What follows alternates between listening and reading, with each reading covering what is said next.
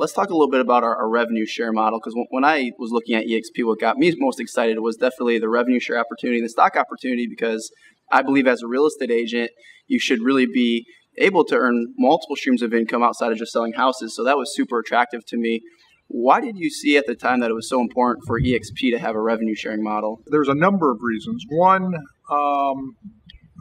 I really liked the concept of the profit share model back at KW, and I built a pretty good sized organization over the course of the 3 years that I was there. What didn't work was that the offices that a lot of the agents that I had weren't at profitable offices, and so the profit share didn't actually turn into something significant. And so I literally told the team, I said, if we ever build a company, we're going to do a revenue share model, not a profit share model, because I actually believe that a good management team will figure out how to, generally speaking, at least break even, if not make money. And so we just said, hey, let's make this just a general standard monthly expense item, just like anything else that would take place in an office. But let's take it off the top and let's do that. And thought that would produce better results. And I also looked at my organization, whether it be my team, the brokers that I had built at that point, what would my organization look like in a revenue share model, and how would that sort of trickle in? By the way, inside of EXP, I think my actual salary at EXP is like under $60,000. It's $50,000 something, and I'm actually paid through the revenue share model. So that I've actually built in my raises as a CEO founder through the revenue share model. That's awesome. I love that. It shows how much so that you're tied to the success of our revenue share model, because one of the things that I get as talking to agents at different brokerages is, what's the sustainability of the company and all that. And, that just proves to all of us how invested you are as well as the founder of the company to maintain the longevity of a strong, sustainable revenue share model. Yep. And I'm very excited about that. Then, in 2014, you decided to add this stock piece, which we're now publicly traded on the NASDAQ. So extremely exciting. Talk about that a little bit. What was that thought process like? Yeah, so actually in 2008, 2009, I always wanted to have agents be shareholders, because I've always recognized the value of equity in a growing business. I was a stockbroker. I've been just an individual investor, small scale, nothing significant, but I've always believed in that equity is actually more valuable than cash. And so I've always sort of operated from that premise. And I believe that the agents that get EXP would also value that as well. And so back when we started, we couldn't do the equity component because we were too small. 2012, 2013, we were still fairly small. We were, 300 agents or so.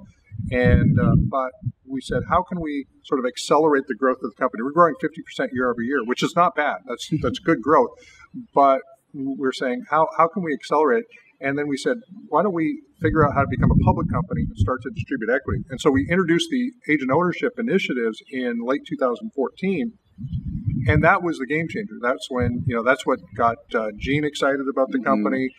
It got a number of people excited about the company, because now we had an item of value that is different than the other items of value. And it's just sort of becomes the icing on the cake. But for a lot of agents, it's actually the reason why they're here. Yep. And I love it. And it's so neat as an agent perspective. When you sell houses, just like you always would as an agent, you earn stock. Right. I've only been with the company now just under 3 years, and as an agent, I've been awarded over 8,000 shares of stock.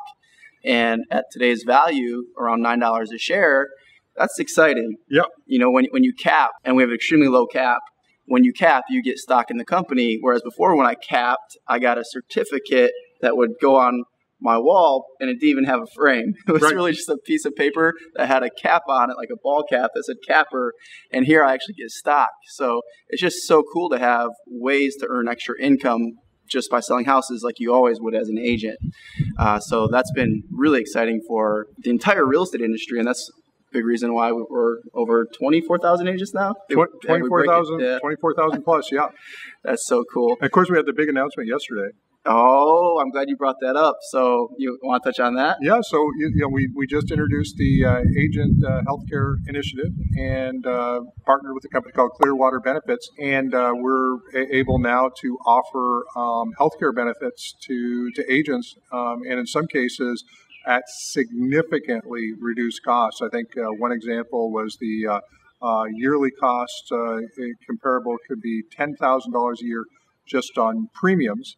And with out-of-pocket, depending on the type of situation, you could be looking at a reduction of $20,000 to $30,000 versus what the sort of is available on the marketplace. Wow! So there's some really great benefits there. Not everybody's, because it's based on your health level and some other factors.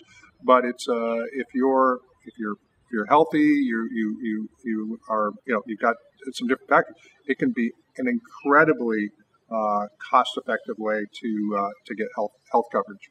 And I think that's yet another game-changing benefit to EXP, because I talk to so many agents that are maybe still just part-time in real estate. They'd love to go full-time, but they have to only be part-time because they have a corporate job that's paying their health insurance, or they have a significant other who'd like to go full-time in real estate with them, but they're keeping that person. Like my wife, she was a nurse, and she stayed at the hospital working because that's where our health insurance was through, and she delayed her transition into real estate with me because of that, partly.